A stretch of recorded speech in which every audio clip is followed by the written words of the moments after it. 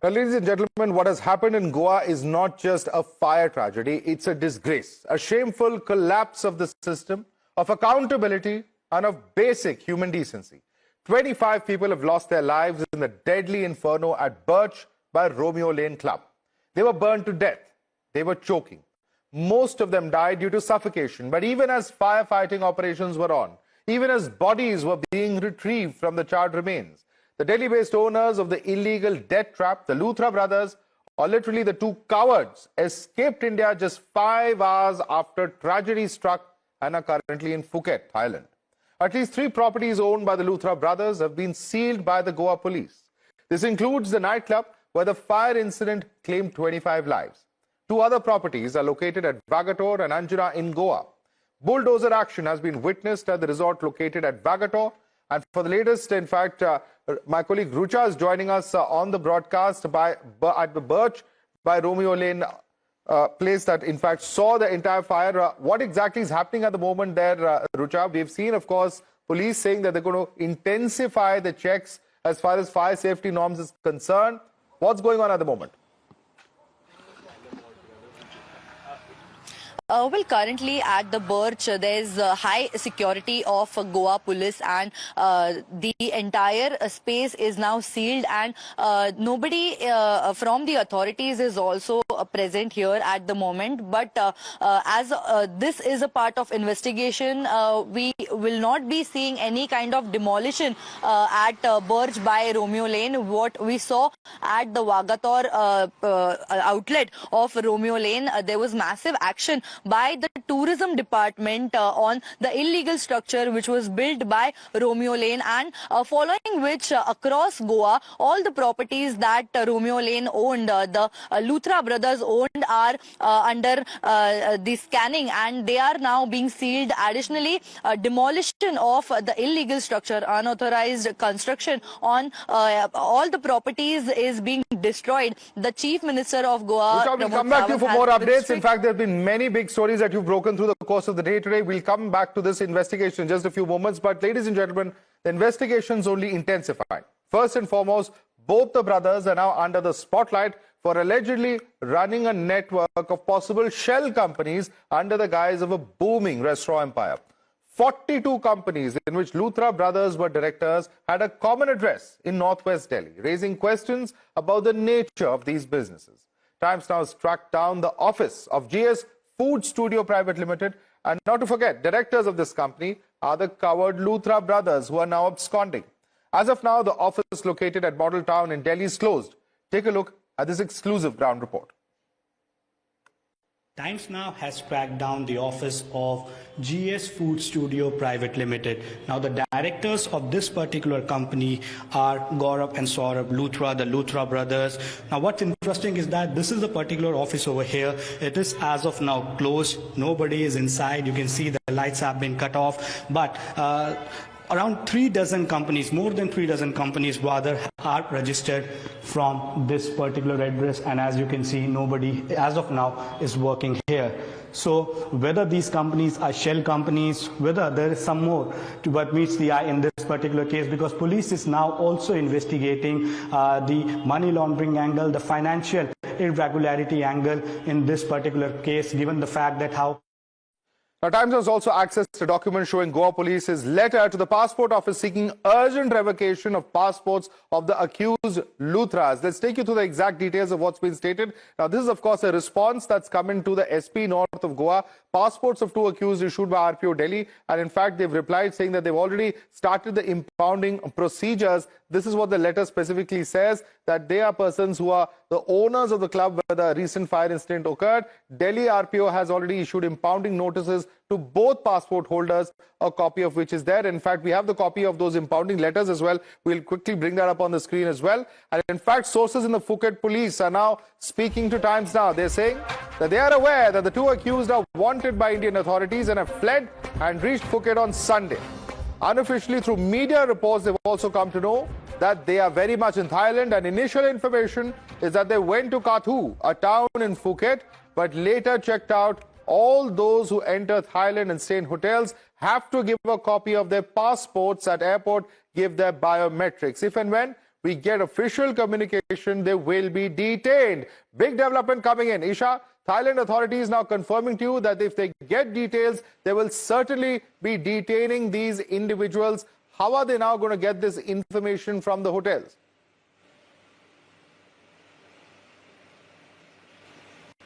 Mother sources in the Thailand police, in the Phuket police, have in fact confirmed to us at times now that they are aware that two people have absconded the Indian law and are currently on their land. However, like our colleagues were previously also pointing, a blue-collar warrant is expected to be issued, which essentially suggests that the police here will not have the power to arrest, but will definitely have the power to communicate the whereabouts, is what we know so far. However, there is a rule in Thailand that is extremely important, is that whenever we check into a hotel in Thailand, in Phuket, in any part of Thailand, the biometrics are done and the passport copy is very much verified. And we've also seen one of the brothers, the photo come out from the immigration office. So unless these brothers have gone into a disguise and are hiding somewhere, it will be easy for the Thailand police to actually trace them down once they get the confirmation from the Indian authorities. So yes, what we are picking up is that they will be able to track them because of how activated their system is. All right, Isha, bring us that ground report from in Phuket. Thailand police, of course, saying that they will be cooperating, and if they get any information about the Luthra brothers, the cowards who've absconded, the owners of that unfortunate nightclub that went through that fire in which 25 people died, they will certainly be brought to justice. Let's quickly take this across to our guest now joining us. Suhail Seth, columnist, is continuing with us. We have Amit Patkar, Goa Congress president. Also with us is Shaina NC, spokesperson of the Shiv Sena. Shaina NC, the way many see it is that not only was it an unfortunate incident, yes, the very fact that a club in complete violation of the required fire safety, excise, NOC, so on and so forth, was allowed to function. But this is a rampant problem in Goa, which is why a statewide surveillance has now been ordered. The big question is, what were the authorities doing? And how could the police authorities have allowed for these individuals to escape Indian jurisdiction?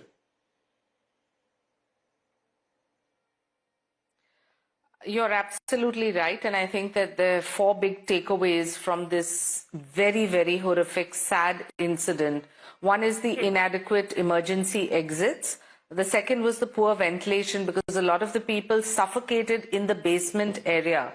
And most importantly, who gave these fire safety violations, that were so illegal in every form?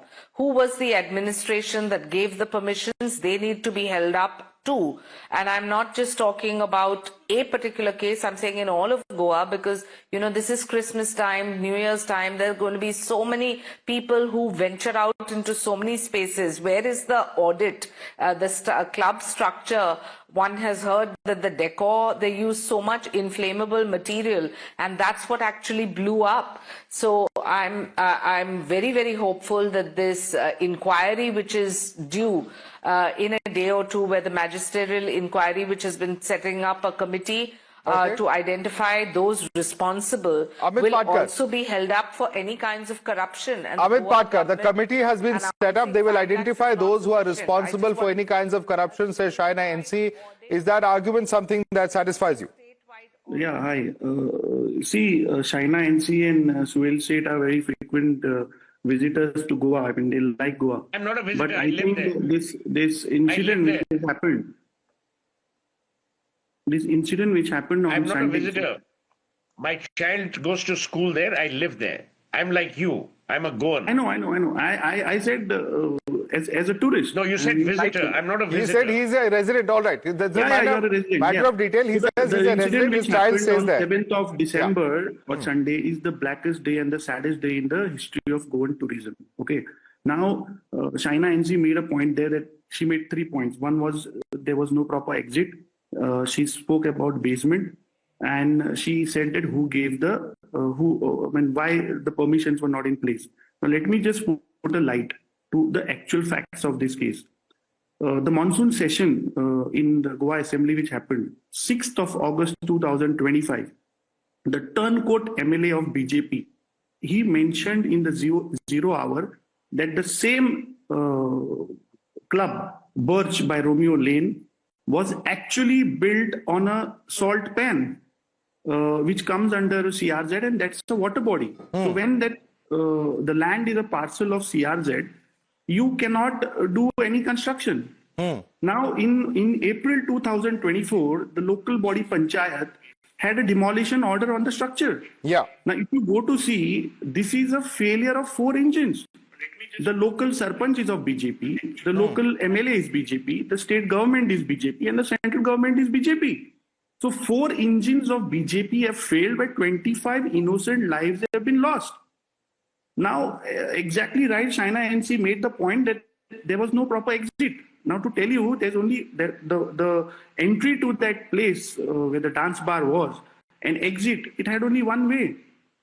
The bigger question is, when the chief minister visits the site at 3 a.m. in the morning, he makes a statement that it's Goa's clubs are in dangerous position. They are not following the norms. Then for last 1 year, in 2024 April, if there was a demolition All right, order, yes, how it was and that's running? my point. That's the point I'm making. You know, Suhail said this happens in case after case. Whether it's the RCB stampede where the Congress is in power in Bengaluru, whether it is the case of what has happened in the Goa fire and several other such tragedies, everybody wakes up after the fact. Those who are supposed to enforce the norms, why do we have a fire safety department? Why do we have a health department? Why do we have an excise department? Are they all busy getting the palms greased? What's going on? So, Amit only told you half the story. Let me complete the whole story. Whether it is the Congress or the BJP or whatever goddamn party, the tyranny of the Sarpanch in Goa is unfathomable. The Sarpanch treats the Panchayat, and the Panchayat treats those residents as fodder for money and money grabbing. Everyone knows the nexus between the local MLA, the Sarpanch, and nefarious jokers like the Luthra brothers. And there are zillions of Luthras in Goa. These two have been found out, not caught, but found out. You will watch what happens. Now, here's the tragedy of Goa. The local police plays no role in licensing. Can you imagine? A license for a nightclub or a bar, the Goa police plays no role. This was done by successive governments. So don't blame only the BJP. Congress was also responsible. Because if these chaps wanted, they could have implemented it. Hamam mein sab nange hain.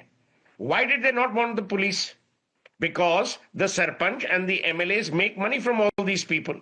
Number one. Number two, 80% of these restaurants, which are non-Goan owned, and I'm specifying non-Goan, people who come from outside, 80% of those, Madhav, are money laundering exercises.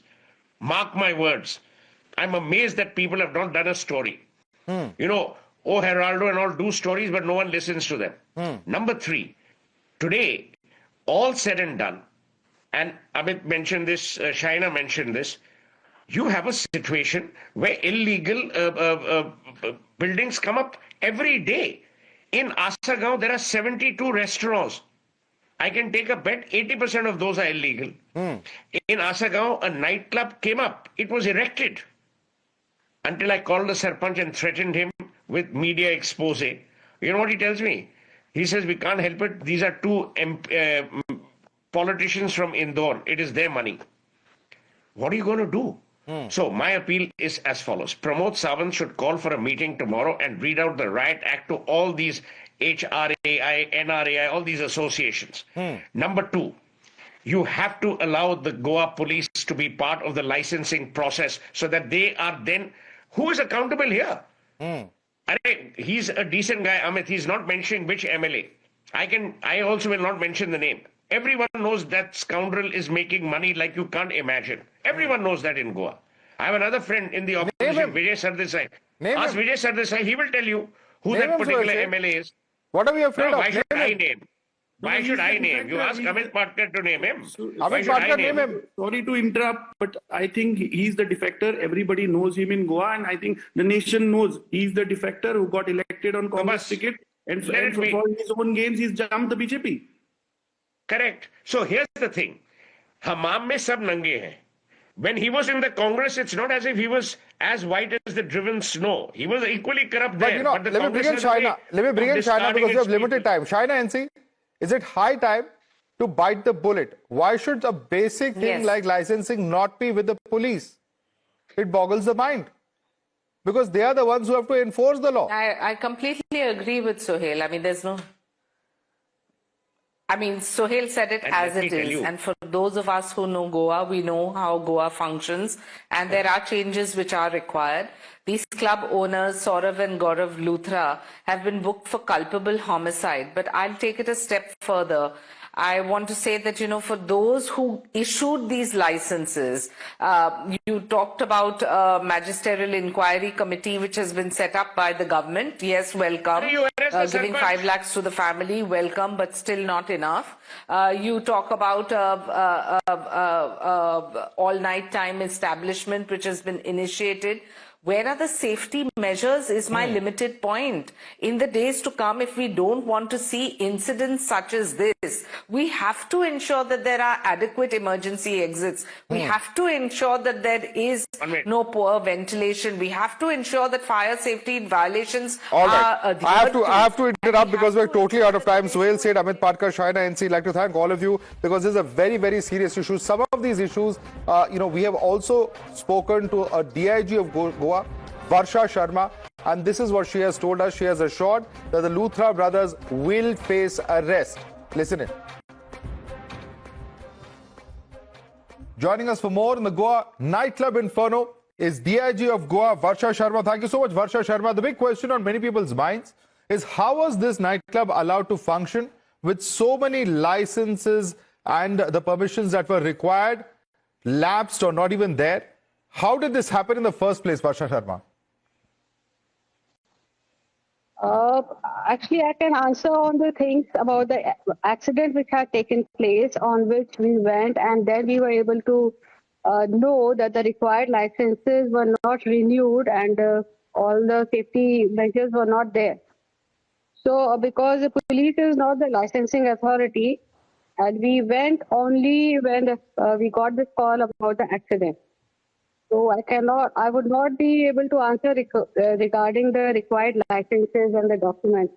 But ma'am, how is it that the Luthras managed to escape Indian jurisdiction? Was there a delay in the lookout circular being actually put out? Because they are believed to be in Thailand now and they have escaped the country soon after this fire took place. Actually, I have, as I mentioned, because the time we got the call, immediately, because he being the owner also, he also got the information.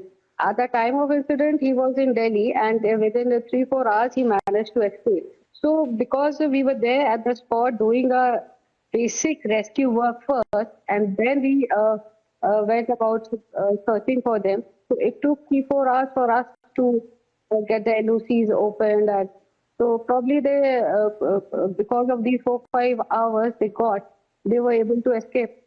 Right. And how much closer are you now? Can you tell us? Because I believe there is a process for the Interpol blue collar notice that has been initiated. Have you been able to, ascertain whether the CBI has got in touch with the Thailand authorities? I believe that the CBI has done so. And how much closer are you to getting him deported back to India? Both of the brothers, in fact. Yes, we've got the blue collar notice issued. We've got the LOC open. We've got the warrants issued against them. And the concerned agencies are very much in touch with the authorities in Thailand, and we are very sure to apprehend them very fast. Right. But as per your information, they are still in Thailand, more specifically Phuket. Are they there on business? Any specific information that you can share with us about where they are?